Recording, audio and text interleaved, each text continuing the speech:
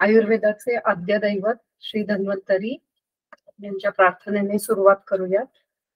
शंखं चक्रं जलौकां ददतामृतघटं चारुदोर्भिश्चतुर्भिः सूक्ष्म स्वच्छातिरुद्यां शुकपरिविलसन् मौलिमं भोजनेत्रं कालाम्बोदोज्ज्वलाङ्गं पटितटविलसश्चारुपीताम्बराढ्यं वन्दे धन्वन्तरिं तं निखिलगदवनं प्रौढदावाग्निलीलम्.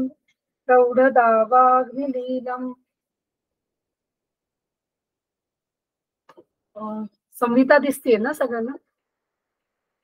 हो. आपण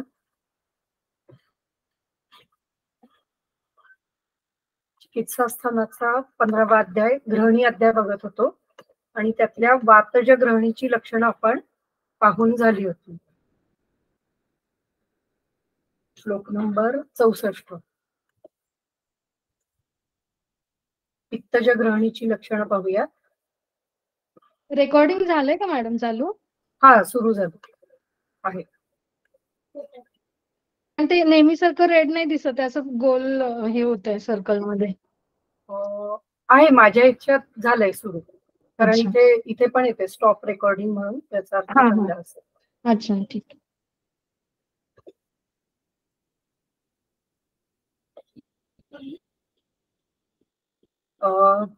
इथपर्यंत झालं होतं आपलं.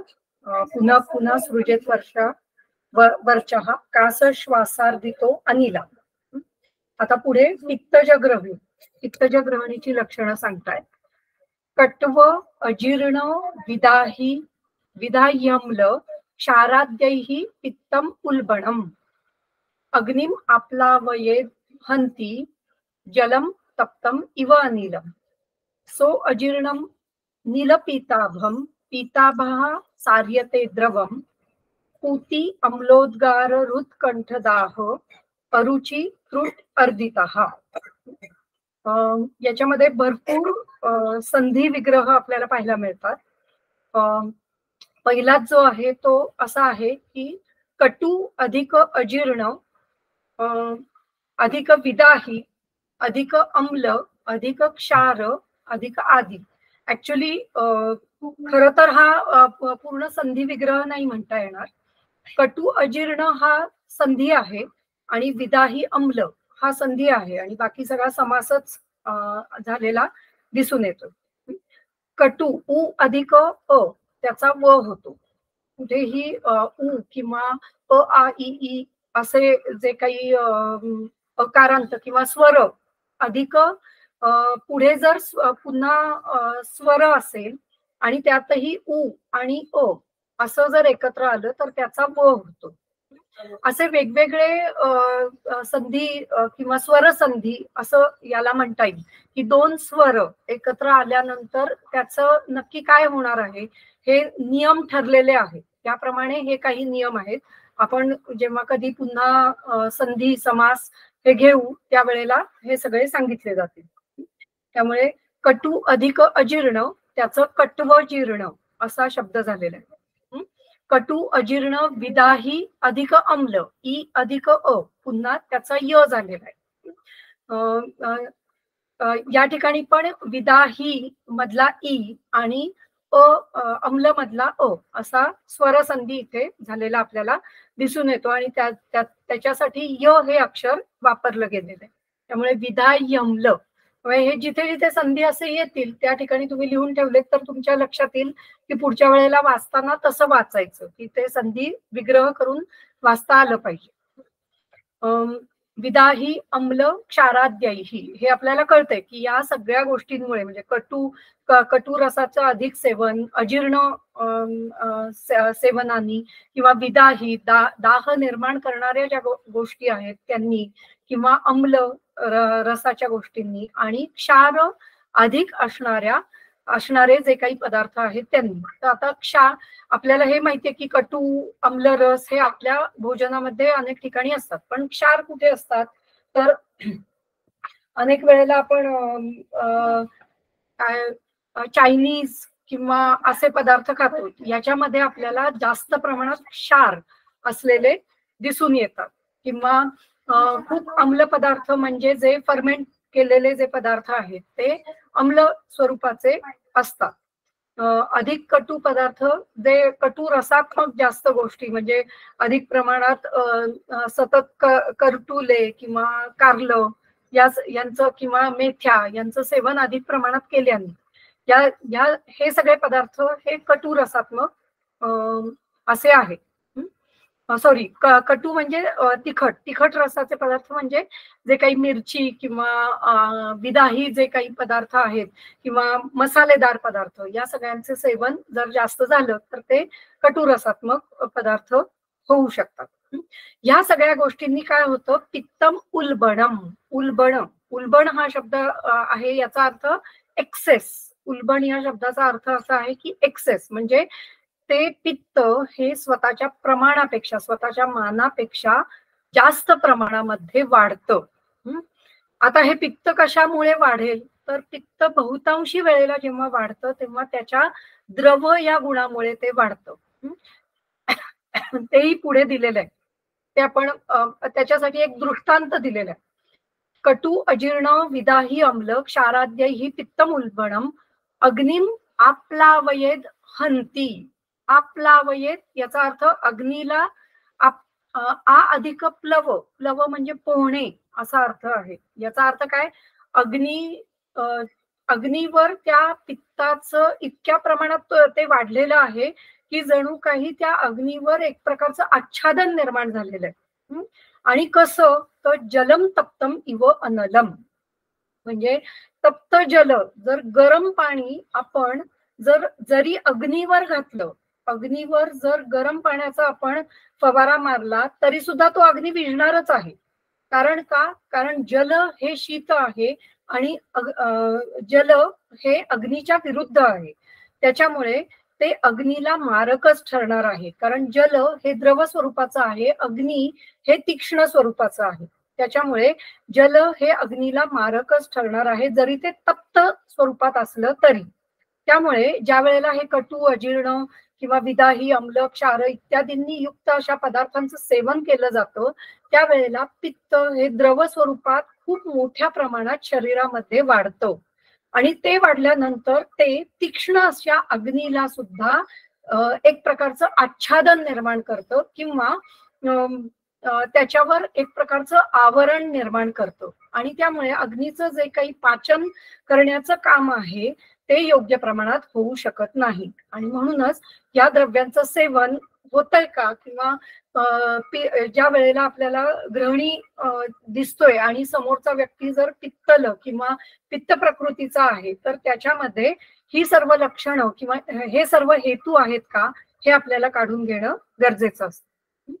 पुढे तहा अजीर्णम, याच्यामुळे काय होईल, तो अग्नी विजलेला आहे किंवा अग्नीवर आवरण आहे आणि तो अग्नी आता त्याचं जे काही पाचन करण्याचं काम करत नाहीये, तर मग काय होईल, तो जे काही अन्न आहे ते अजीर्ण स्वरूपातच ठेवणार आहे. सहा अजीर्णम, सहा अजीर्णम म्हणजे तो अग्नी हा अजीर्ण अन्नाची निर्मिती करेल. आणि ते कसं असेल, नील पीताभम पीताभा सार्यते द्रवम, म्हणजे एक तर ते नील पीताभ अशा स्वरूपाचं असेल किंवा पीत वर्णाचं असेल, म्हणजे त्याला पीत वर्णाची आभा असेल. नीलम च पीतम च नील पिते, आणि नील पीतयुक्तम आभा आभा यस्य तम इति नील पीताभम, म्हणजे ज्याला निळ्या आणि पिवळ्या रंगाची आभा आहे असं द्रव, असं द्रव अशा मलप्रवृत्तीचं सरण होतं, सार्यते.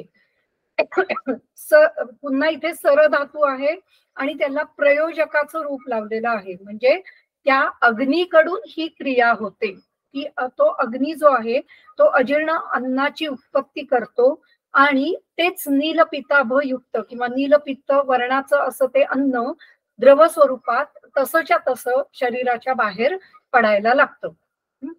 त्याच्या बरोबरीच काय होतं, आता हे सगळ्यात महत्वाचं म्हणजे ग्रहणीचं लक्षण आहे किंवा हे आपल्याला महत्वाचं लक्षण अशा स्वरूपात आपण हे ग्रहणीचं पित्तज ग्रहणीचं लक्षण म्हणून सांगू शकतो.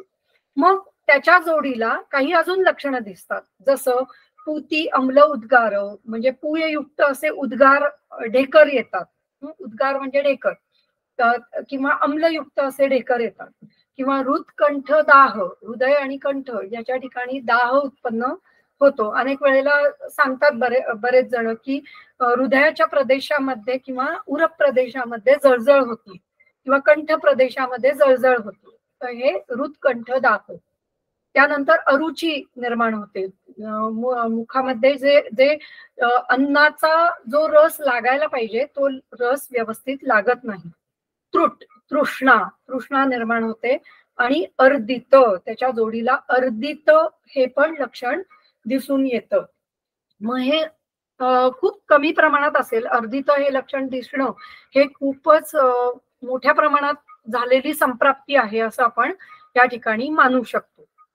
तर अशा प्रकारे ही सर्व पित्तज ग्रहणीची लक्षणं आहेत. आणि सगळ्यात महत्वाचं लक्षण म्हणजे आपल्याला जे दिसणारं किंवा सायन्स मधून आणि सिम्पटम्स मधून दोन्हीकडून दिसणारं ते म्हणजे अजीर्ण आणि नीलपिताभ किंवा पिताभ म्हणजे पिवळ्या रंगाचं असं द्रवमल प्रवृत्ती होणं, हे मेन पित्तज ग्रहणीचं लक्षण आहे, हे आपण लक्षात ठेवायचंय. आणि मग त्याच्या जोडीला ही काही इतर लक्षणंही आपल्याला झालेली दिसून येतात.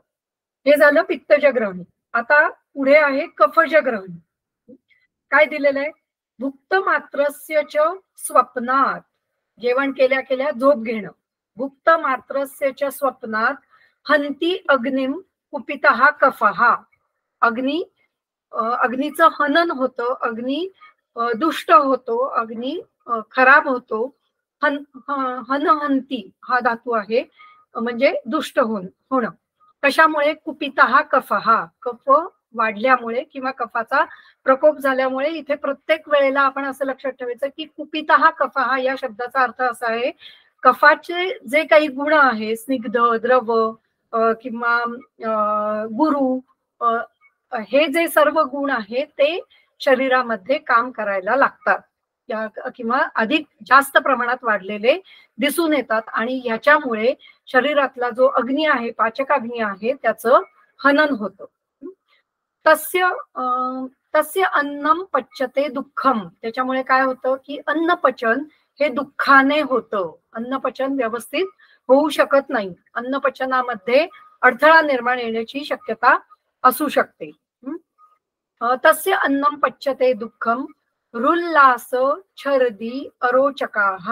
आणि त्याच्याच जोडीला रुल्लास किंवा छर्दी किंवा अरुची अशा प्रकारची लक्षणं आपल्याला दिसून येतात. रुल्लास या शब्दाचा अर्थ असा आहे की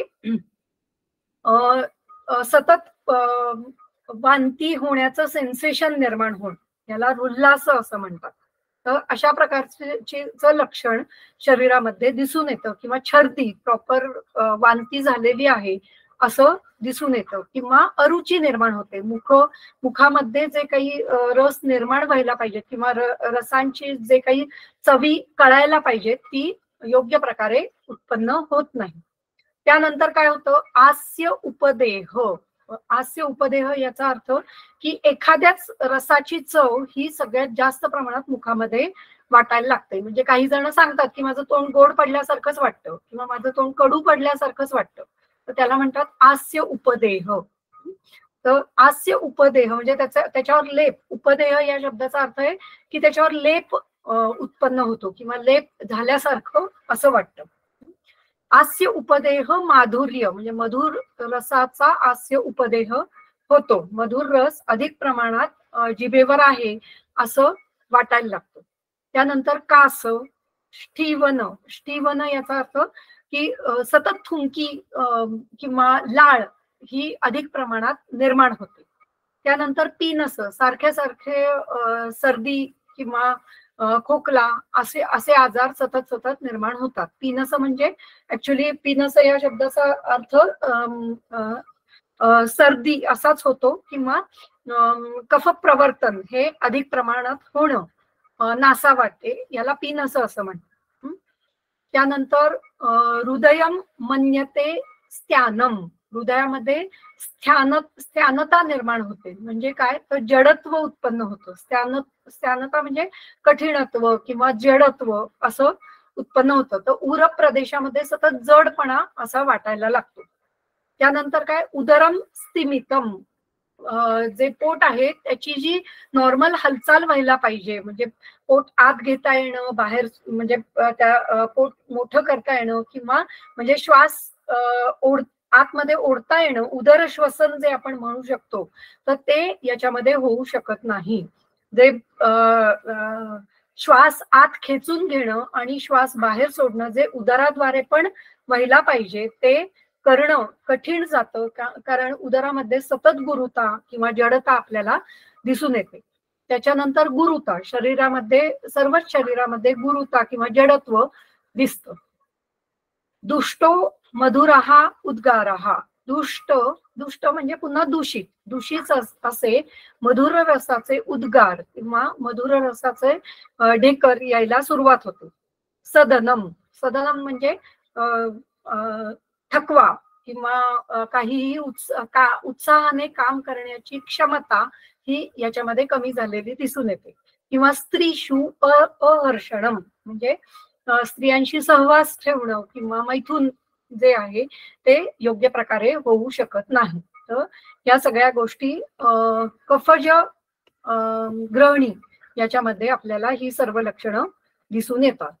पुढे काय आहे, भिन्न आम श्लेष्म संसृष्ट गुरुवर्च प्रवर्तनम, हे सगळ्यात महत्वाचं ग्रहणीचं लक्षण आहे किंवा कफज ग्रहणीचं हे सगळ्यात महत्वाचं लक्षण आहे. आणि त्याच्या जोडीला ही सर्व बाकीची लक्षणं आपल्याला दिसून येतात. आणि जर ज्याप्रमाणे साध्यत्व जर आपल्याला पाहायचं असेल तर फक्त हेच लक्षण दिसत असेल की भिन्न आम किंवा श्लेष्म संसृष्ट असं वर्चस, तर केवळ तेच दिसत असेल तर आपण ते साध्य म्हणू शकतो. पण सर्व जी काही कफज ग्रहणीची लक्षणं आहेत किंवा कफ वात पित्तज ग्रहणीची सर्व ग्रहणींची लक्षणं एकत्र दिसायला लागली तर त्याला आपण त्रिदोषज ग्रहणी लक्षणं किंवा पुढे जाऊन सुखसाध्य किंवा असाध्य असा व्याधी निर्माण झाला आहे असं आपण मानू शकतो. त्यामुळे यातली किती लक्षणं आपल्याला दिसत आहेत याचंही आपल्याला डायग्नोसिस करता आलं पाहिजे किंवा आपल्याला समजलं पाहिजे की तो व्याधी कुठल्या स्टेजला आहे. कशा प्रकारची लक्षणं आहेत, तर भिन्न म्हणजे भेदन झालेलं असं वर्चस किंवा सतत भसरट अशा स्वरूपाची मलप्रवृत्ती होणं किंवा आमजन्य अशी मलप्रवृत्ती होणं, व्यवस्थित आहार पचलेला नाही अशा स्वरूपाची मलप्रवृत्ती होणं किंवा श्लेष्मयुक्त म्हणजे कफयुक्त अशी मलप्रवृत्ती होणं किंवा संसृष्ट या शब्दाचा अर्थ खाली पण नाही दिलेला.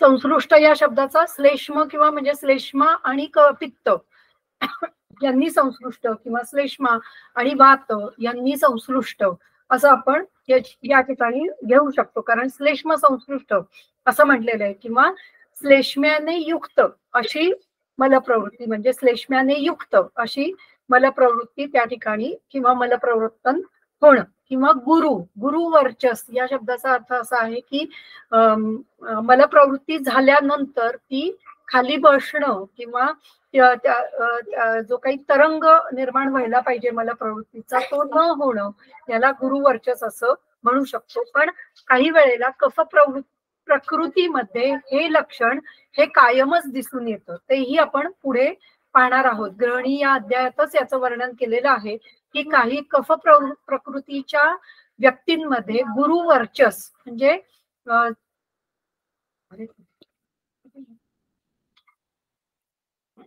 गुरुवर्चस हे लक्षण असलेलं दिसून येतं. त्यामुळे फक्त गुरुवर्चस या लक्षणावरून आपण तो कफज ग्रहणी आहे असं मानू शकत नाही.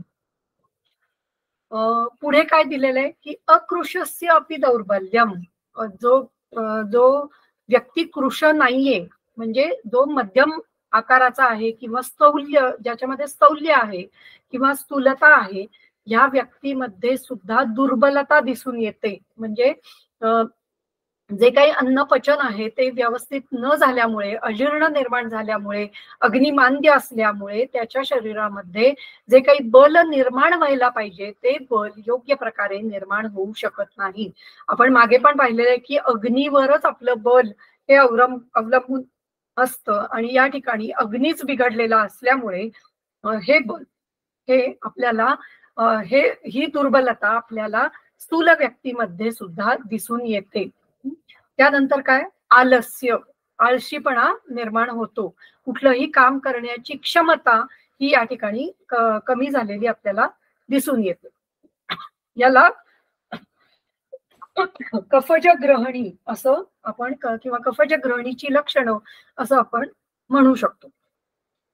यश्च अग्निः पूर्वम उद्दिष्टो रोगानिके चतुर्विधाः तम च अपि ग्रहणी दोषम समवर्जम प्रचक्ष्महे. हे फार महत्वाचं लक्षण आणि मी पण हे पहिल्यांदा वाचलेलं लक्षण इथे आहे की जे आपण म्हणतो की सम ही प्रकृतीच का चांगली, तर त्याचं इथे अर्थपूर्ण असं स्पष्टीकरण दिलेलं आपल्याला या ठिकाणी दिसून येतं. काय म्हणतात ते, यश्च अग्नी ही पूर्वम उद्दिष्टो, पूर्व उद्देश स्वरूपात रोगानिक अध्यायामध्ये, म्हणजे जे आपण रोगानिक अध्यायामध्ये अग्नीचे 4 प्रकार पाहिले, सम, विषम, तीक्ष्ण आणि मंद, हे जे 4 प्रकार पाहिले त्यांचं वर्णन इथे करत आहे. यश्च अग्नी ही पूर्वम उद्दिष्टो, पूर्वी सांगितलेले रोगानिक व्याधीमधले किंवा रोगानिक विमान या अध्यायातले जे चतुर्विध अग्नी आहेत, तम च अपि ग्रहणी दोषम, ते सुद्धा ग्रहणी दोष आहेत असंच आपल्याला मानायला पाहिजे. समम वर्जम प्रचक्ष्महे, त्याच्यातलं सम हा अग्नी आपल्या या ठिकाणी वर्ज करायचा आहे. याचाच अर्थ मंद, तीक्ष्ण आणि विषम हे तिन्ही अग्निदोष किंवा तिन्ही अग्नी असलेले व्यक्ती हे आपण ग्रहणी दोषाचेच आहेत असं आपल्याला इथे मानायला हरकत नाही. त्यामुळे ग्रहणी म्हणजेच अग्निदोष, ग्रहणी म्हणजेच अग्नीचे विकार हे आपल्याला या ठिकाणी स्पष्ट होतं. आणि त्यामुळेच जर अग्नी बिघडला असेल तरी ग्रहणी बिघडली, आणि ग्रहणी बिघडली असेल तरी सुद्धा अग्नी बिघडलेला आहे हे आपण या ठिकाणी लक्षात घेणं गरजेचं असतं.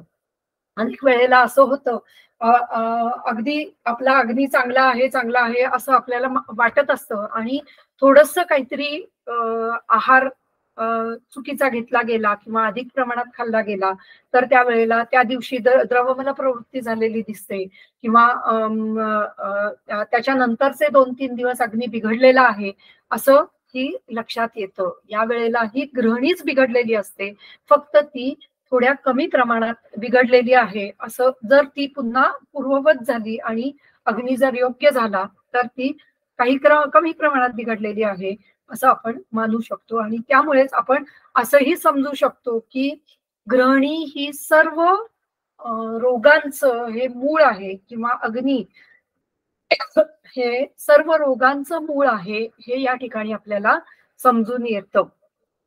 कारण प्रत्येक व्यक्तीसाठीचा अग्नी हा कसा आहे हे जे काही रोगानिक विमानामध्ये वर्णन केलेलं आहे त्यातीलही फक्त सम अग्नी असलेला मनुष्य हा ग्रहणी दोषाचा नाही असं समजायचं आणि बाकी सगळे हे ग्रहणी दोषांचे व्यक्ती आहेत असंच आपल्याला या ठिकाणी समजणं गरजेचं आहे.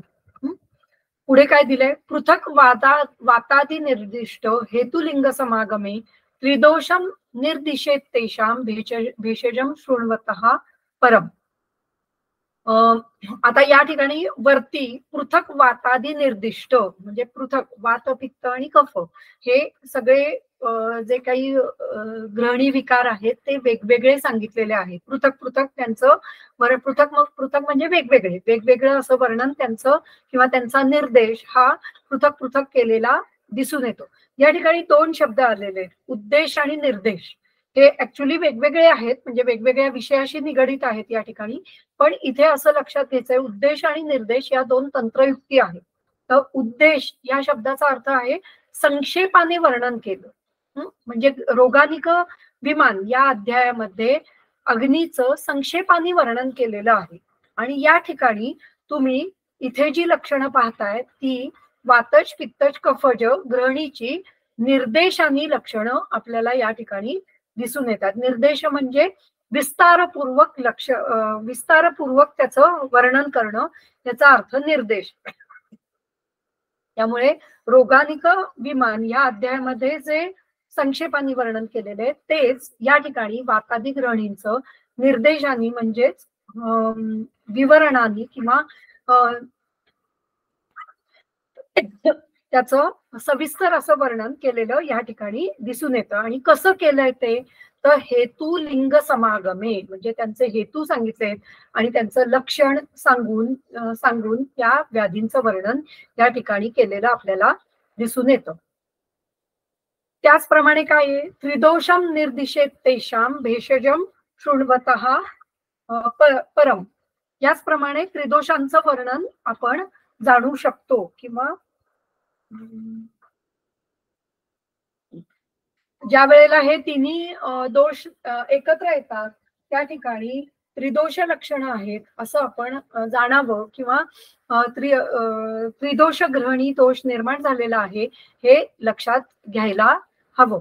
आता ज्या ठिकाणी त्रिदोष हा शब्द असतो त्या ठिकाणी वातज पित्तज आणि कफज हे या तिन्हीची लक्षणं एकत्रित आलेली आहे असं आपल्याला दिसून येतं किंवा तिन्ही लक्षणं आपल्याला त्या ठिकाणी दिसून येतात. त्यामुळे स्वतंत्र अशी तिन्ही दोष हे प्रकुपित झालेले आहेत. त्यामुळे या ठिकाणी त्रिदोषज स्वतंत्र ग्रहणी दोष असं आपल्याला म्हणता येईल. किंवा हे जे वरचे जे वर्णन आहे ते सर्व वातादी ग्रहणींचं स्वतंत्र लक्षण आहे किंवा स्वतंत्र वातादी ग्रहणी दोषाचं लक्षण आहे हे आपण या ठिकाणी लक्षात घ्यायचं आहे. कारण का तर वाताचे हेतू वाताची लक्षणं, पित्ताचे हेतू पित्ताची स्वतःची लक्षणं, कफाचे हेतू कफाची स्वतःची लक्षणं ही या ठिकाणी दिसून येतात. त्याप्रमाणेच वात पित्त आणि कफ या तिघांचीही लक्षणं तिघांचेही एकत्रित हेतू आणि तिघांचीही एकत्रित लक्षणं ज्या ठिकाणी दिसतील त्या ठिकाणी त्रिदोषज स्वतंत्र ग्रहणी आहे असं आपल्याला मानायला हवं. तर हा या ठिकाणी स्वतंत्र ग्रहणी दोषाचं वर्णन केलेलं आपल्याला दिसून येतं. परतंत्र म्हणजे काय किंवा स्वतंत्र म्हणजे काय याचं वर्णन आपण पुढे कधीतरी विस्ताराने पाहूयात. पण आता एवढंच लक्षात ठेवायचं की स्वतंत्र म्हणजे स्वतंत्र त्या दोषाचे हेतू आणि त्या दोषाची स्वतंत्र लक्षणं असणं म्हणजे आणि त्यातून व्याधी निर्मिती वातज हेतू वातज लक्षणं आणि वातज व्याधी असं जर निर्माण झालं तर त्याला स्वतंत्र वात प्रकोप झाला किंवा स्वतंत्र वात व्याधी निर्माण झाला असं आपण मानू शकतो. याच्याच विरुद्ध परतंत्र आहे पण ते आपण नंतर पुढे कधीतरी घेऊया. आता फक्त स्वतंत्राचंच वर्णन इथे करत आहे. वात पित्त कफ सन्निपातजान ग्रहणी भेदान तेषां पृथक हेत्वादींश्च आह. या ठिकाणी वात पित्त कफज सन्नी आणि सन्निपात या ग्रहणी भेदांचं पृथक पृथक वर्णन केलेलं दिसून येतं. त्रिभ्या इति सन्निपातात, त्रिभ्या म्हणजे सन्निपात.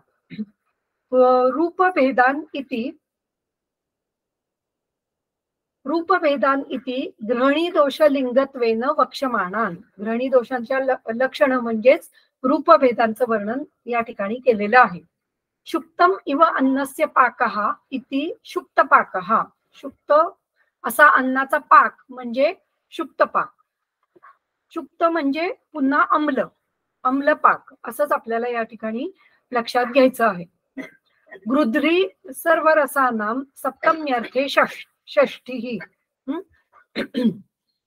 या ठिकाणी सर्व रसानाम गृध्री ही सर्व रसांची गृध्री किंवा सर्व रसांची आवड निर्माण होणं याला या ठिकाणी खरं तर सप्तमीच्या अर्थाने षष्ठी वर्णन केलेली आहे. म्हणजे सर्व रसानाम या ठिकाणी ही षष्ठी आहे रस या शब्दाची, तर ती सप्तमी अर्थानी आहे असं. कारण सर्व रसांमध्ये आवड निर्माण होणं किंवा सर्व रसांची आवड निर्माण होणं अशा दोन्ही अर्थांनी आपण म्हणू शकतो. मराठी म्हणत असताना सर्व रसांची आवड निर्माण होणं, पण संस्कृतमध्ये त्याचा अर्थ असा आहे की सर्व रसांमध्ये आवड निर्माण होणं किंवा सर्व रस आवडणं.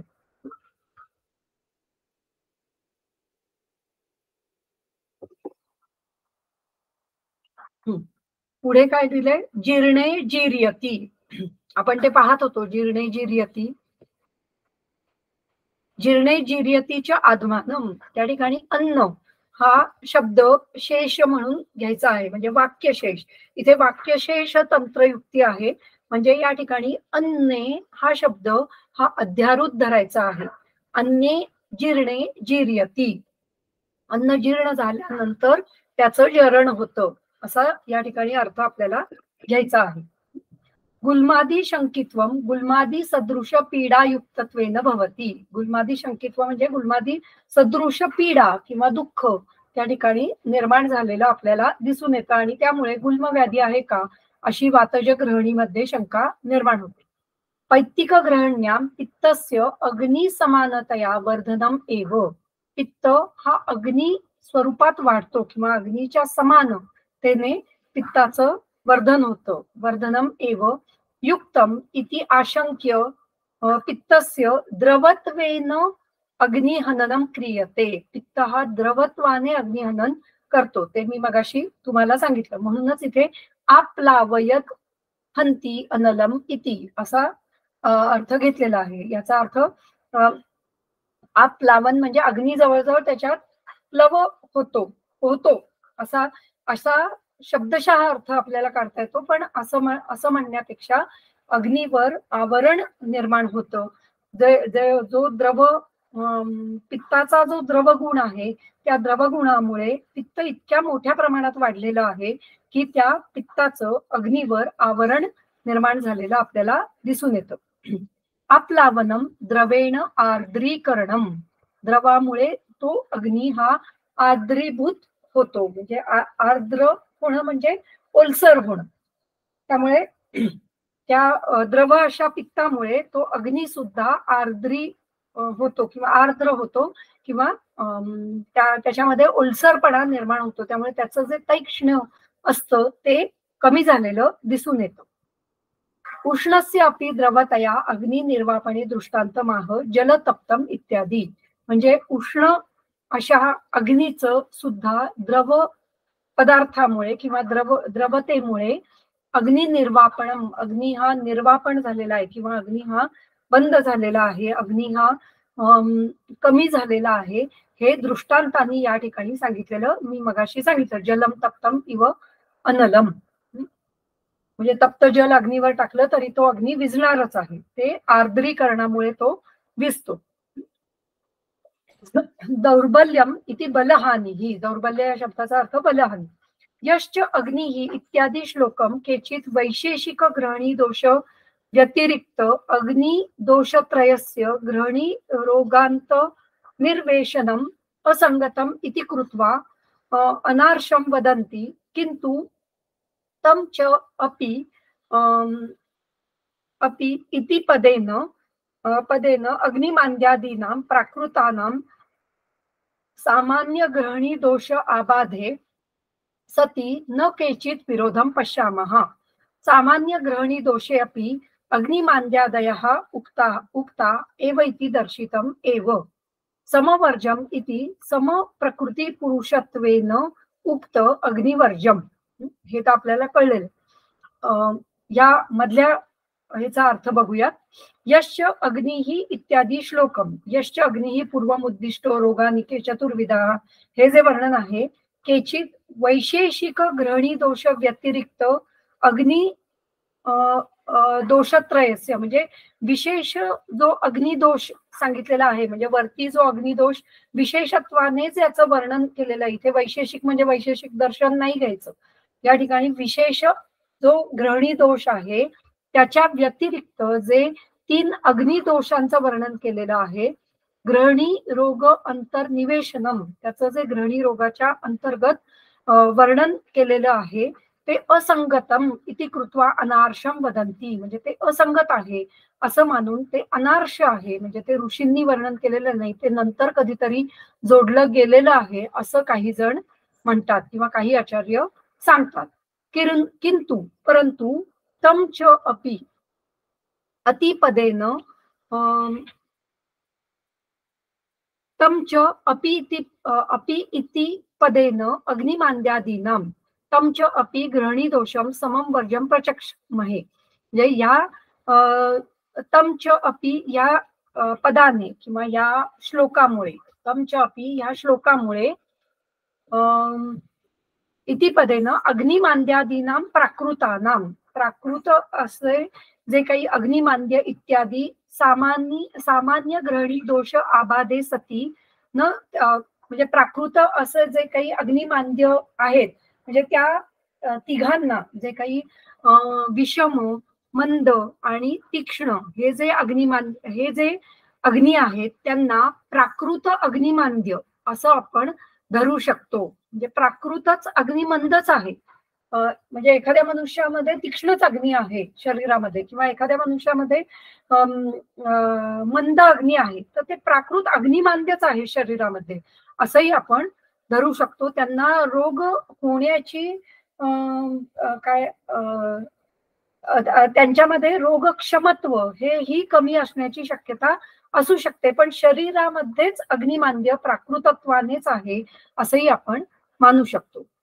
त्यामुळे सामान्य ग्रहणी दोष आबाधे सती न किंचित विरोध, त्यामुळे सामान्य ग्रहणी दोषाचं जे काही वर्णन केलेलं आहे त्याच्यापेक्षा हे काही विरोधी नाहीये, हे त्यांना इथे सांगायचंय. म्हणजे हे दोन जे श्लोक आहेत ते काही जणांना असं वाटतात की ते अनार्ष आहेत किंवा हे श्लोक या ज्या दोन ओळी आहेत त्या ओळी या अनार्ष आहेत, म्हणजे त्या ऋषींनी लिहिलेल्या नाहीत किंवा पुनर्वसू अत्रेयांनी सांगितलेल्या नाहीत किंवा अग्निवेशांनी त्या लिहिलेल्या नाहीत, तर त्या नंतर कधीतरी जोडल्या गेलेल्या असाव्यात असं काहींचं मत आहे. परंतु ते वर्णनही अतिशय या ठिकाणी समर्पक आहे, कारण ते प्राकृत अग्निमांद्य आहे असंही आपण त्या ठिकाणी मानू शकतो किंवा ते त्या प्रकृतीनुसार ते अग्निमांद्य आपल्याला दिसून येण्याची शक्यता आहे. त्यामुळे सामान्य ग्रहणी दोषांचं जे काही वर्णन आहे त्याच्यापेक्षा हे वेगळं नाही असं आपल्याला समजून येऊ शकतं. पुढे हे समजलंय सगळ्यांना? हो समजलं मॅडम. पुढे जाऊयात.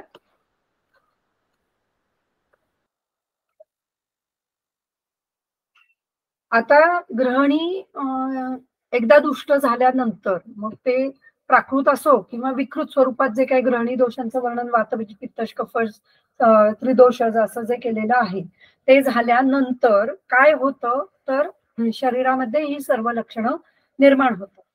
ग्रहणीम आश्रितम दोषम विदग्ध आहार मूर्छितम सविष्टंभ प्रसेक अरती विदाह अरुची गौरवैही.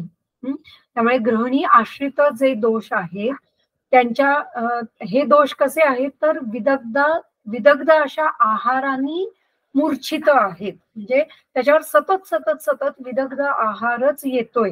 म्हणजे ग्रहणी आश्रित आधीच अग्निमांद्य दोष निर्माण झालेले आहेत आणि ते सतत त्याच्यावर पुन्हा हे विदग्ध आहारांनी असे मूर्छित होत राहत आहेत. याच्यामुळे काय होतं सविष्टंभ शरीर हे मलप्रवृत्तीमध्ये विष्टंभ निर्माण होण्याची शक्यता असते.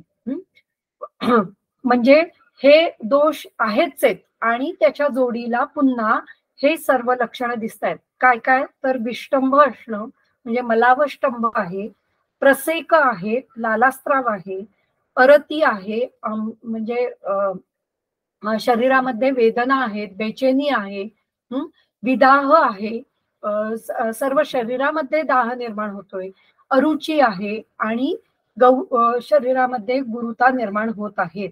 ह्या सर्वांनी युक्त अशी ही लक्षणं जेव्हा असतील असं जेव्हा आपल्याला दिसेल किंवा ही सर्व लक्षणं आणि अग्निमांद्य झालेलं आहे हे जेव्हा आपल्याला दिसतंय आणि त्याचे हेतू विदग्धाहार असं आहे असं जेव्हा आपल्याला दिसतंय तेव्हा काय तर आमलिंगान्वितम दृष्ट्वा ही सर्व सामतेची लक्षणं आहेत हे आपल्याला लक्षात घ्यायला हवं. आमलिंगान्वितम दृष्ट्वा, ज्या वेळेला आमलिंग अशी निर्माण होत आहेत असं पाहून, दृष्ट्वा असं दिसल्यावर, या प्रत्येक वेगवेगळ्या अवस्था आता याच्या पुढे दिल्या जाणार आहेत. तर त्या लक्षात ठेवून आपल्याला त्या ठिकाणी रोगांचा प्रतिकार करणं शक्य होतं. त्यामुळे समोर आलेल्या पेशंटमध्ये कुठलं लक्षण दिसतंय हे आपण त्या ठिकाणी पाहू शकतो. या ठिकाणी खूप सुरेख वर्णन केलेलं आहे. ही सर्व लक्षणं आहे. विष्टंभ आहे, प्रसेक आहे, अरती आहे, विदाह आहे, अरुची आहे, गौरव आहे. सगळ्यात महत्वाचं लक्षण म्हणजे प्रसेक आहे, लालास्त्राव आहे आणि आता वांती होणार आहे, की दिसतंय की आता वांती होणार आहे. अशा वेळेला काय करायचंय? आणि आमलिंगान्वित आहे तरी सुद्धा म्हणजे अनेक वेळेला असंही सांगितलं गेलंय की सामता असताना वमन करू नये. पण जर असं लक्षण सगळं दिसतंय, अग्निमांद्य दिसतंय, पण प्रसेक आहे, दोष स्वतःहून बाहेर पडायला बघत आहेत, असं ज्या वेळेला दिसून येईल त्यावेळेला आमलिंगान्वितम दृष्ट्वा सुखेन उष्णांबुना उद्धरे, सुखदायक अशा उष्ण अशा जलाने, सुखेन सुखोष्णेन, सुखदायक अशा उष्ण अशा जलाने उद्धरेत, म्हणजे त्या दोषांना बाहेर काढून टाकावं. उद्धरेत. उद अधिक हर असा धातू आहे. उद अधिक हर, त्याचं हरेत हे विद्यार्थाचं रूप झालेलं आहे, म्हणजे विधी सांगितलेला आहे या ठिकाणी. त्या ठिकाणी पुनर्वसु अत्रे यांनी डायरेक्ट विधीचं वर्णन केलेलं आहे, आदेश दिलेला आहे की अशी सर्व लक्षणं दिसताना थांबायचं नाहीये, ते शरीराच्या बाहेर काढणं गरजेचं आहे. ह्यालाच आपण लघुवमन असं म्हणू शकतो. या ठिकाणी आपल्याला कुठेही स्नेहनस्वेदन करायचं नाहीये. स्नेहनस्वेदन न करता डायरेक्टली उष्णांबू पान करायचंय आणि त्याच्याद्वारे सर्व दोष हे बाहेर काढून टाकायचे आहेत.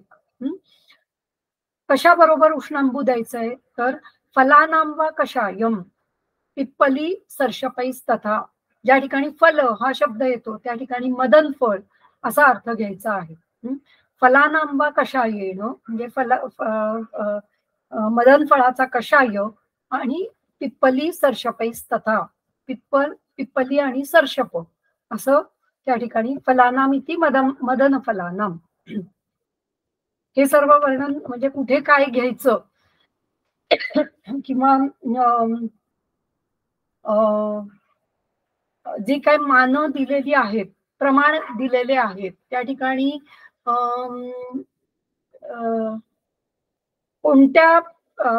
कोणतं मान असताना काय घ्यावं असं म्हणत असताना या सगळ्याचं वर्णन हे शारंधरामध्ये केलेलं आपल्याला दिसून येतं. की फल म्हटलं की मदन फळ घ्यायचं, किंवा अजून अशी बरीच वर्णनं त्याच्यामध्ये दिसून येतात की ज्या ठिकाणी दिलेलं नाहीये, ज्या ठिकाणी द्रव दिलेलं आहे नुसतं त्या ठिकाणी जल घ्यायचं, ज्या ठिकाणी इतर वर्णन नाहीये पण द्रव भाग तुम्ही इतका इतका घ्या असं ज्या ठिकाणी वर्णन आहे त्या ठिकाणी द्रव म्हणजे जल असंच घ्यावं, इतर कुठलंही द्रव त्या ठिकाणी अपेक्षित नाहीये. तर अशी काही वर्णनं शारंधरामध्ये खूप छान दिलेली आहेत. ती एकदा लक्षात राहिली की आपल्याला या सगळ्याचे अर्थ लागू शकतात. त्यामुळे फलानाम वा कषाय, मदन फळाचा कषाय म्हणजे काढा, पिप्पली सर्षप हे उष्णांबूसह किंवा उष्णांबू म्हणजे जलपान करतानाच मदन फळाचा काढाच त्याला प्यायला द्यायचा आहे. आता पुढे काय आहे? ही एक अवस्था झाली इथपर्यंतची, ग्रहणीमाश्रितम दोष पासून ते इथपर्यंतची. पुढे दुसरी अवस्था आहे लीनम पक्वाशयस्थम वा अपि आमम स्त्राव्यम सदीपनैहि शरीरानुगते सामे रसे लंघन पाचनम. ही तिसरी अवस्था आहे. ही दुसरी आहे. लीनम पक्वाशयस्थम वा अपि सामम स्त्राव्यम सदीपनैहि, म्हणजे ज्या वेळेला दोष लीन आहेत आणि ते पक्वाशयामध्ये आलेले आहेत परंतु ते आम स्वरूपाचेच आहेत, म्हणजे अपक्व आहे, अपक्व अन्न आहेत परंतु ते पक्वाशय स्थित आहे. आता त्यावेळेला काय करायचंय तर दीपन द्रव्याबरोबर काहीतरी स्त्रव म्हणजे स्त्राव होणारं किंवा अनुलोमन अशा स्वरूपाचं द्रव्य त्याबरोबर द्यायचं आहे. म्हणजे सुंठी बरोबर आरगवत असं द्यायला हरकत नाही किंवा आरगवत कपिला या अशा अशा स्वरूपाची औषधं या ठिकाणी वापरायला हरकत नाही. किंवा गंधर्व हरितकी ज्या जशी गरज असेल त्याप्रमाणे, वातज ग्रहणी असेल तर गंधर्व हरितकी वापरू, कफज असेल तर कदाचित अजून जास्त प्रमाणातलं स्त्रवण किंवा अजून अधिक प्रमाणात अनुलोमन होणारं असं कुटकी वगैरे इत्यादी असं वापरता येईल.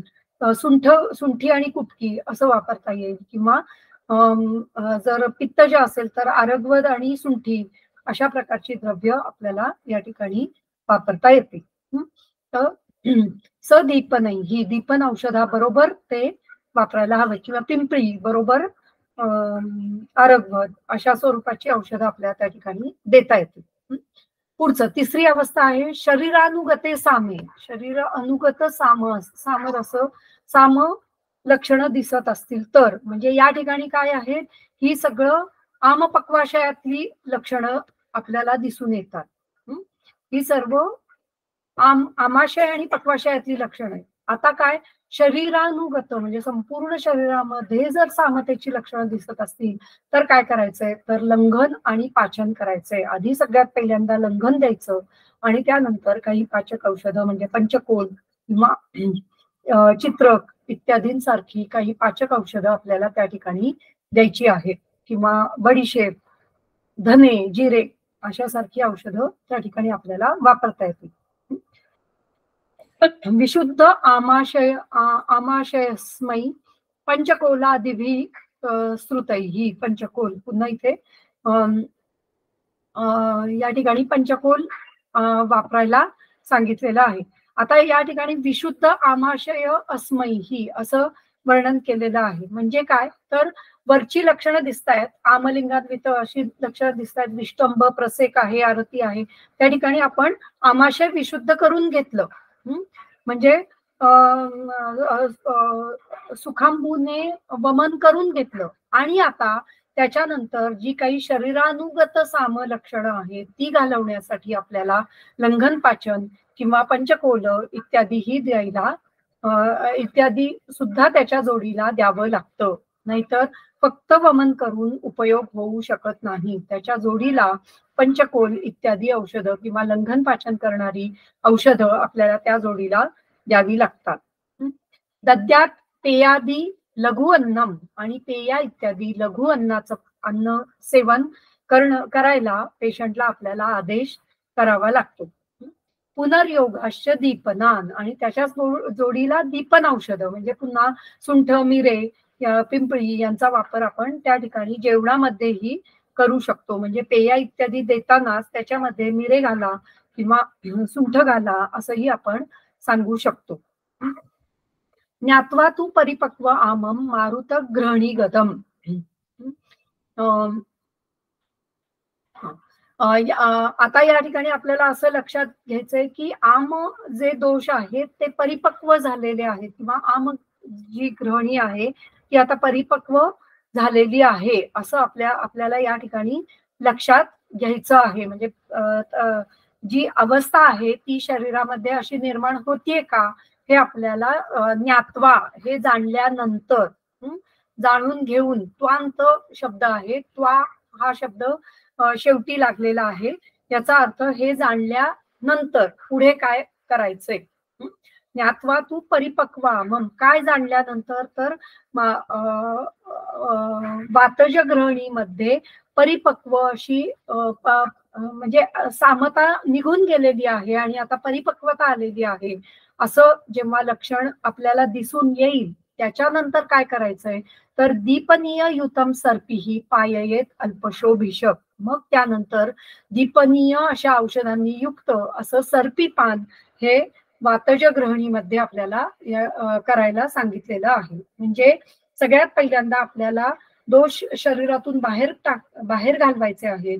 त्यानंतर शरीरगत जी काही सामलक्षणं आहेत त्याच्यासाठी लंघन पाचन असं लंघन पाचन आपल्याला करायचं आहे आणि तशा प्रकारची पंचकोल इत्यादी औषधं आपल्याला द्यायची आहेत. आणि त्यानंतर एकदा परिपक्वता आली किंवा सामदोष कमी झाले असं दिसल्यानंतर मग दीपनीय घृतांचा वापर त्या ठिकाणी आपल्याला करायचा आहे. याच्यामुळे काय होतं तर किंचित संदुक्षिते तु अग्नौ सक्त विणमूत्र मारुतम द्विहम त्रिहम वा संस्नेय स्विन्न अभ्यक्त निरुहयेत. म्हणजे ही पुढची स्टेप आहे. म्हणजे एक एक स्टेप ते सांगतायत की वातज ग्रहणीमध्ये आपल्याला काय काय करायचं आहे, किंवा कुठल्याही ग्रहणीमध्ये आपल्याला कशा कशा प्रकारे जायचं आहे. तर पहिलं जे झालं ते लघु वमन झालं आणि आता या ठिकाणी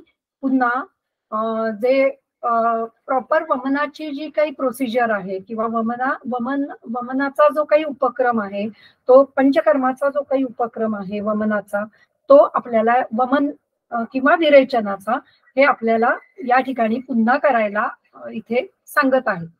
किंचित संदुक्षितेतु अग्नी, अग्नी थोडासा संदुक्षित झालेला आहे असं पाहून आणि काय सक्त विणमूत्र मारुतम, मारुत हे हे विट आणि मूत्र म्हणजे पुरुष आणि मूत्र हे सक्त झालेले आहेत. म्हणजे जी काही त्यांच्यातली द्रवता आहे ती कमी होऊन त्यांच्यामध्ये आता थोडीशी गुरुता किंवा थोडीशी कठीणता आलेली आहे. ते सक्त झालेले आहेत, त्यांचा संघ होतोय असं जेव्हा आपल्याला दिसतंय त्यावेळेला वयम त्रयम वा संस्नेय 2 किंवा 3 दिवस असं स्नेहन देऊन स्विन्न अभ्यक्तम निरुहये आणि त्याच्यानंतर त्यांना स्वेदन द्यायचं आहे आणि त्यांचं अभ्यंग करून निरुह द्यायचा आहे.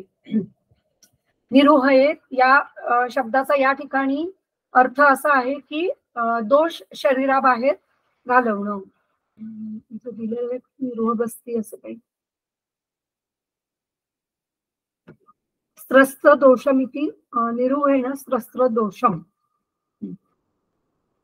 हा म्हणजे दोष शरीराबाहेर घालवायचा आहे. तिथे निरुह बस्ती द्यायचा असं नाही म्हणत आहेत ते. या ठिकाणी 2 ते 3 दिवस आपल्याला योग्य प्रकारे स्नेहन करायचं आहे, त्याच्यानंतर स्वेदन करायचं आहे, त्यानंतर अभ्यंग करायचा आहे आणि त्यानंतर विरेचन द्यायचं आहे. निरुहये म्हणजे रुह असा शब्द आहे. निर्गतः रुहाः म्हणजे दोष शरीराबाहेर घालवणं याला निरुह असं म्हटलं जातं. तर त्यामुळे या ठिकाणी आपल्याला दोष हे शरीराबाहेर घालवण्यासाठी वमन किंवा विरेचन अशा दोन्ही प्रकारे आपल्याला या ठिकाणी पुन्हा शुद्धी करता येते. तर त्या प्रकारे इथे शुद्धी करायला सांगितलेली आहे. ही शुद्धी कशाने करायची तर इथे या ठिकाणी त्यांनी फक्त विरेचन स्वरूपी शुद्धी सांगितलेली आहे. तर तो एरंड तैलेन सर्पिषा तैलवकेन वा, एरंड तैल किंवा सर्पिष तेल, मोहरीचं तेल किंवा तैलवक तेल अशा तेलांनी या ठिकाणी निरुह द्यायला सांगितलेलं आहे किंवा निरुहण करायला सांगितलेलं आहे. स क्षारेण अनिले शांते आणि क्षारासह म्हणजे कुठला तरी एखादा क्षारयुक्त असं, मग यवक्षार असेल सज्जी क्षार असेल याचा वापर करून आपण एरंड तेलासह त्याचा उपयोग वातासाठी करायचा आहे. ते प्रॉपर वातज ग्रहणीची चिकित्सा आपण पाहत आहोत. त्यामुळे या ठिकाणी अनिले शांते याच्यामुळे क्षारामुळे काय होणार आहे तर वातज ग्रहणी शांत होणार आहे आणि काय होणार आहे स्त्रस्त्र दोषम विरेचयेत. आणि जे काही स्त्रस्त म्हणजे काय जे चिकटलेले आहेत दोष, जे आतड्याला चिकटलेले आहेत त्या दोषांचं विरेचन या एरंड तेलांनी किंवा त्याच्याबरोबर वापरल्या गेलेल्या क्षारांनी होणार आहे. ही पुढची अवस्था झाली. म्हणजे एक एक अवस्था करत आपण आता इथपर्यंत आलेलो आहे की दोष शरीराबाहेर पूर्ण घालवलेले आहेत. पुढे काय करायचंय शुद्धम वृक्षाशयम बद्ध वर्चसम च अनुवासयेत. आता शुद्ध वृक्षाशय आशय वृक्ष झालेलं आहे हे पाहिल्यावर आणि बद्ध वर्चस झालेलं आहे, जे मलप्रवृत्ती आहे ती कठीण व्हायला लागली आहे हे पाहिल्यानंतर मग अनुवासन द्यायचं आहे. त्याच्यानंतर मग अनुवासनाचा उपयोग या ठिकाणी केलेला आहे. ओके, या ठिकाणी द्वयम त्रयम वा सस्नेह्य स्विन्नाभ्यक्तम निरुह, इथे प्रॉपर निरुहाचाच वापर करायला या ठिकाणी सांगितलेला आहे. म्हणजे किंचित संदुक्षिते तू अग्नौ स्तक्त विणमूत्र मारुतम, वातज ग्रहणी आहेत, त्यामुळे या ठिकाणी 2 ते 3 दिवस असा सस्नेह निरोह द्यावा असंच त्या ठिकाणी वर्णन केलेलं आहे. आणि उरलेले जे दोष आहेत ते पुन्हा स्त्रस्त दोष जर असतील तर ते विरेचनाद्वारे बाहेर काढायला या ठिकाणी एरंड्य तेलांनी किंवा तैलवक तेलांनी सांगितलेलं आहे. म्हणजे निरोह कधी द्यायचा तर सक्त विणमूत्र मारुत अशी जर लक्षणं असतील तर निरोह द्यायचा, आणि स्त्रस्त दोष असतील म्हणजे दोष चिकटून बसलेले आहेत शरीरामध्ये असं जेव्हा दिसतंय त्यावेळेला विरेचन करायचं आहे. त्या पुढे जाऊन वृक्ष शुद्ध आणि वृक्ष असा आशय जर दिसत असेल आणि बद्ध वर्चस्व म्हणजे मलामध्ये कठीणता आलेली असेल तर पुढे जाऊन त्याच मनुष्याला अनुवासन बस्ती द्यायला सांगितलेलं आहे. दीपनीय अम्ल वातग्न सिद्ध तैलेन मात्रया, तो अनुवासन कसा द्यायचा आहे तर दीपनीय तैलानी द्यायचा आहे. दीपनीय अशा द्रव्यांनी युक्त असं सिद्ध तेल करायचंय किंवा वातग्न सिद्ध म्हणजे रासना सिद्ध किंवा दशमूळ सिद्ध असं तेल करून त्यांनी मात्रा बस्ती योग्य मात्रेत, मात्रया म्हणजे योग्य मात्रेमध्ये बस्ती द्यायला सांगितलेलं आहे. म्हणजे पहिल्यांदा लघु वमन झालं, त्याच्यानंतर निरुह झाला, त्याच्यानंतर विरेचन झालं, त्यानंतर या ठिकाणी अनुवासन बस्ती द्यायला सांगितलेलं आहे. इतक्यापर्यंत आपल्याला जायचं आहे. निरूढम च विरिक्तम च सम्यक च एव अनुवासितम, निरुह विरेचन आणि सम्यक अनुवासन झाल्यानंतर काय लघु अन्नम प्रतिसंभुक्तम सर्पी अभ्यासयेत पुनः, लघु अन्न योग्य प्रकारे भोजन करून पुन्हा त्याच्या बरोबरीने सर्पीपान करायला सांगितलेलं आहे. या ठिकाणी सर्पी पुन्हा वेगवेगळ्या सर्पींचं वर्णन पुढे त्यांनी केलेलं आहे. म्हणजे वेगवेगळे घृतपान कशा प्रकारे आपल्याला करायचं आहे हे या ठिकाणी दिसून येतं. म्हणजे एकाच वातज ग्रहणीसाठी किती वेगवेगळ्या अवस्था आणि किती वेगवेगळी चिकित्सा या ठिकाणी सांगितलेली आहे ते आपल्याला समजतं. पुढे चक्रपाणी दत्त काय म्हणतात, ग्रहणीम आश्रितम इत्यादौ दोषमिती, म्हणजे ग्रहणी आश्रित दोष सामान्य वचतात वातादीनाम त्रयाणाम अपि ग्रहणम, म्हणजे वात पित्त कफ असं 3 ग्रहणीचे दोष जे काही सांगितलेले आहेत त्याचं वर्णन या ठिकाणी केलेलं आहे. आमस्य अपक्वस्य लिंगैहि अन्वितम इति आमलिंगान्वितम, आमस्य च अपक्वस्य च आमपक्व लिंगैहि अन्वितम इति आमपक्व लिंगान्वितम. उदहरेत इति वमेत, उदहरण करणं म्हणजे वमन करणं. कशानी फलानाम मदन फलानाम, लीनम इति अनुत्कृष्टम, लीनम याचा अर्थ अनुत्कृष्ट जे उत्क्लेश ज्याचा झालेला नाहीये असे दोष. पक्वाशयस्तम इति अधोगतत्वेन पक्वाशय समीपगतम, पक्वाशयस्त या शब्दाचा अधोगतत्वाने पक्वाशयाच्या जवळ गेलेले. स्त्राव्यम इति विरेचनीयम, श्राव्य या शब्दाचा अर्थ विरेचन करायचं आहे.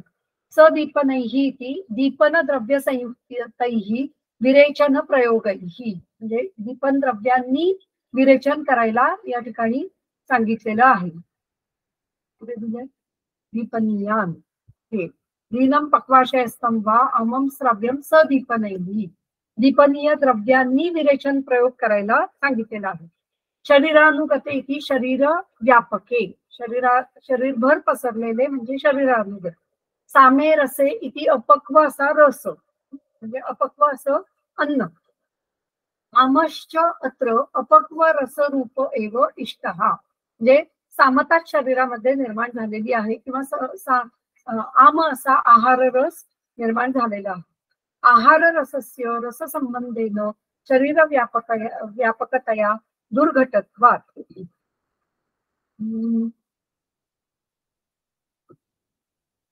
आमश्च अत्र अपक्व रसरूप एव इष्टः, आम म्हणजे अपक्व असं रसस्वरूपच त्यांनी इथे लक्षात घ्यायचं आहे. म्हणजे आम असा रस धातू किंवा आम असा आहार रस.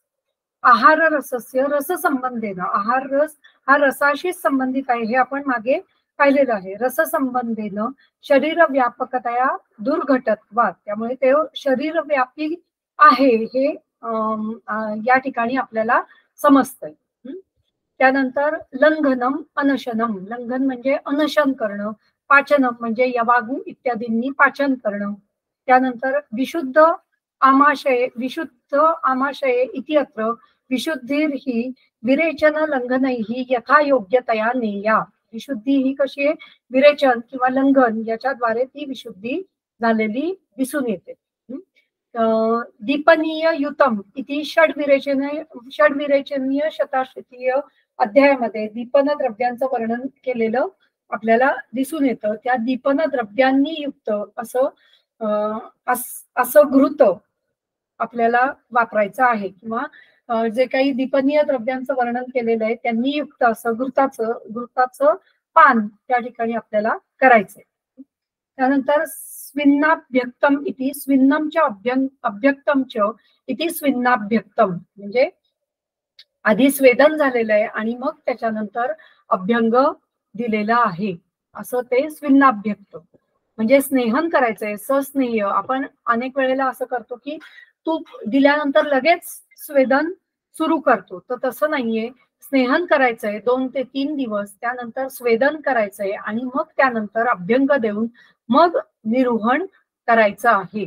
त्यानंतर निरुह बसती नाही, द्वयम त्रयम वा सस्नेह्य निरुह, सॉरी 2-3 दिवस सस्नेह्य निरुह येत, म्हणजे स्नेहन स्वेदन करून निरुह बस्ती द्यायला या ठिकाणी सांगितलेलं आहे.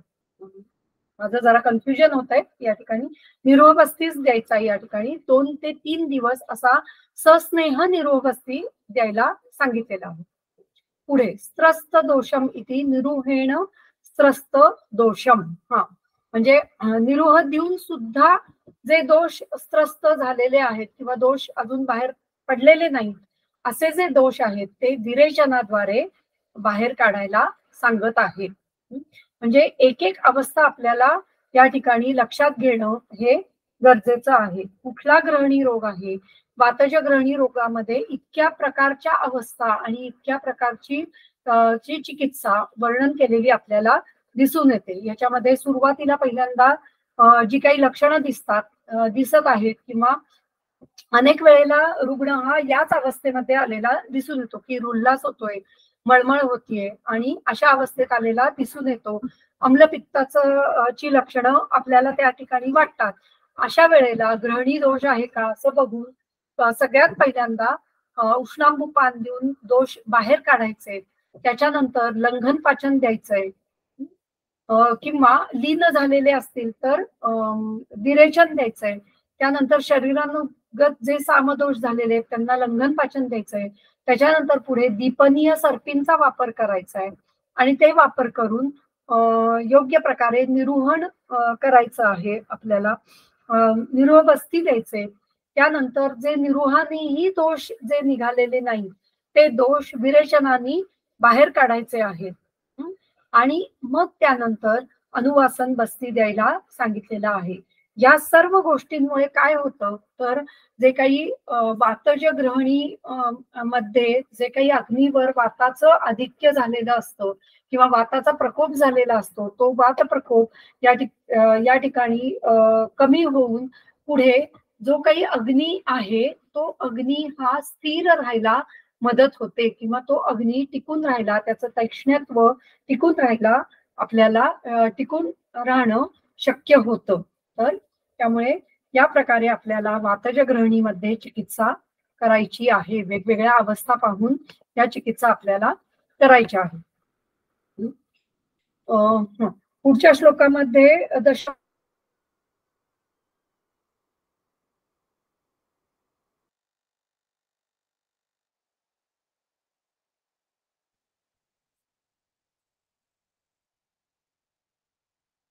मला कळलंय दोघींना?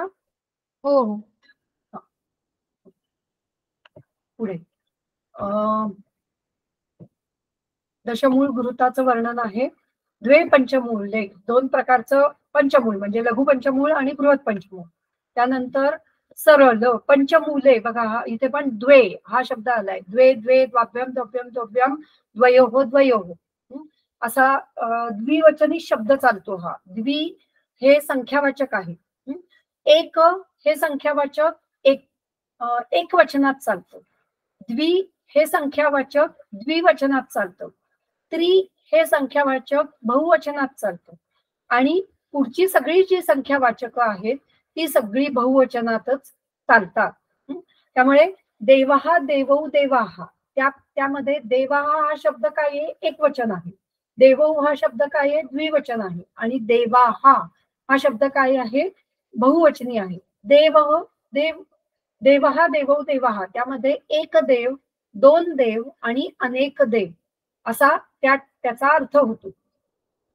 त्याचप्रमाणे जो एक हा शब्द आहे तो फक्त एक वचनातच चालतो. म्हणजे त्याची पुल्लिंगी रूप ही अशी होतात. एकहा एकम एकेन एकस्मै एकस्मात् एकस्य एकस्मिन् अशी होतात. द्वि हा शब्द फक्त द्विवचनातच चालतो. हे झालं पुल्लिंगी. स्त्रीलिंगी रूप एका एकाम एकया एकस्यै एकस्याः एकस्याः एकस्याम अशा प्रकारे एकची रूप पुल्लिंगी आणि स्त्रीलिंगी आणि अशीच नपुंसकलिंगी चालतात. एकम एकम एकेन एकस्मै एकस्मात् वगैरे वगैरे. त्याप्रमाणे द्वि हा शब्द फक्त द्विवचनीत चालतो. त्यामुळे द्वि हा पुल्लिंगी, त्याच्यामध्येही पुल्लिंगी स्त्रीलिंगी नपुंसकलिंगी अशी रूप आहे. त्यामुळे द्वि हा शब्द द्वौ द्वौ द्वाभ्याम द्वभ्याम द्वभ्याम द्वयोः द्वयोः किंवा द्वे द्वे द्वाभ्याम द्वभ्याम द्वभ्याम द्वयोः द्वयोः आणि द्वे द्वे द्वाभ्याम द्वभ्याम द्वभ्याम द्वयोः द्वयोः अशा प्रकारे ती रूप चालतात. मग या ठिकाणी द्वे का आला तर देवहा देवौ त्या फक्त ही रूप जी होतात ती थोडी वेगळ्या प्रकारची होतात. त्या ठिकाणी जे काही मधलं रूप आहे ते थोडं वेगळ्या स्वरूपात चालतं. आता हे पंचमूळ हा शब्द हा नपुंसकलिंगी आहे. त्यामुळे ती वनम वने वनानी, त्यामुळे वने हा शब्द कसा आहे, त्याला ए हा प्रत्यय लागलेला आहे. त्याप्रमाणे या ठिकाणी द्वि या शब्दाला ए हा प्रत्यय लागला, त्यामुळे द्वे हे रूप तयार झालं. आणि पंचमूले हे पंचमूलाचं विशेषण आहे. त्यामुळे पंचमूले आणि द्वे हे दोन्ही शब्द हे एकाच लिंग वचन विभक्तीमध्ये आहेत असं दिसून येत. पुढे त्यानंतर सरल, देवदारू, सनागरम, नागरेण सहितमिति सनागरम, नागर म्हणजे सुंठी. त्यानंतर पिप्पली, पिप्पली मूलम, चित्रकम, हस्ती पिप्पली, हस्ती पिप्पली म्हणजे गज पिप्पली. त्यानंतर क्षणबीजम, क्षणबीज, क्षणबीज शब्दाचा अर्थ नाही दिलेला. क्षणबीज शोधायला हवं, मी शोधून सांगते. त्यानंतर यव, कोल, कुलत्थ, कोल म्हणजे बदर किंवा बोर. कुलत्थ, कुलथ म्हणजे हुलगे. अनेक जणांना कुळीत हे माहित नसतं, तर कुलत्थ म्हणजे हुलगे. सुशवी, सुशवी म्हणजे जिरे, जिऱ्याचा एक प्रकार आहे. देवदारुंच सरलम क्षणबीजम,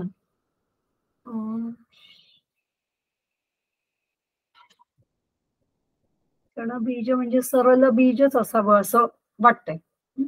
ठीक आहे. पाचयेत आरनालेन दध्ना संविरकेण च, यांचं पाचन करायचं आहे.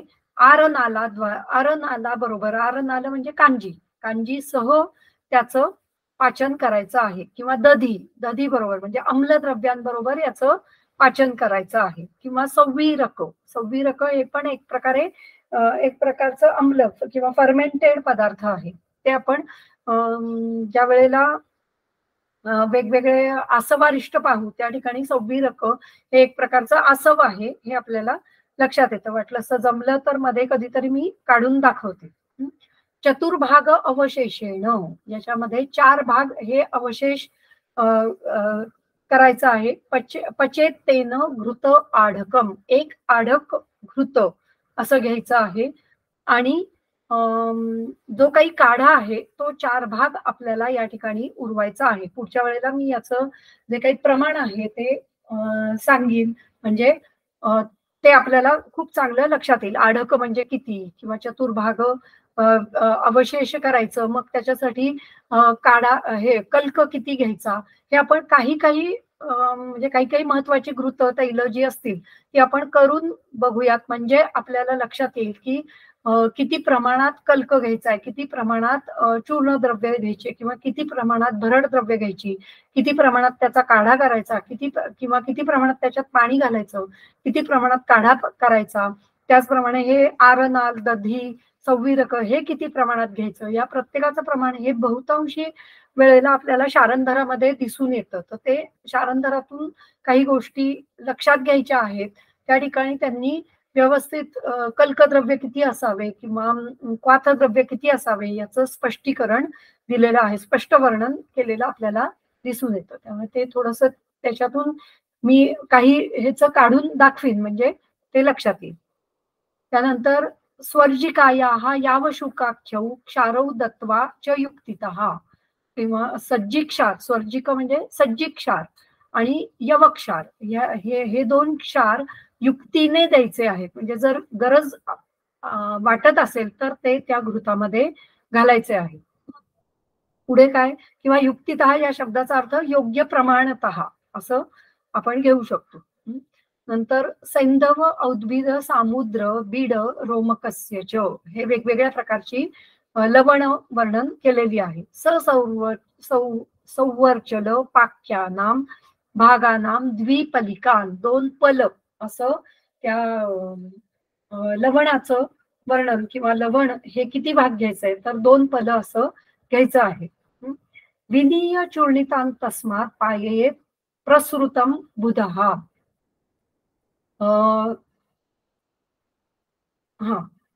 त्यांचं योग्य प्रकारे चूर्ण करून त्याच्यामध्ये प्रसृत इतक्या प्रमाणात ते घ्यायचं आहे, किंवा त्या म्हणजे त्या लवणाचं प्रमाण हे सगळं मिळून एक प्रसृत इतकं व्हायला पाहिजे. त्यानंतर करोती नाही सॉरी विनियम चूर्णिताम तस्मात म्हणजे द्विपल हे द्विपल इतकी पृथक, द्विपलिकांत पृथक, हे पृथक पृथक लवण घ्यायचे आहेत आणि ते त्याच्यामध्ये घालायचे आहेत. विनीय चूर्णिताम तस्मात पाययेत प्रसृतम बुधा, एक प्रसृत असं घृत घ्यायचं आहे आणि घृतामध्ये त्या लवण घालायचे आहे.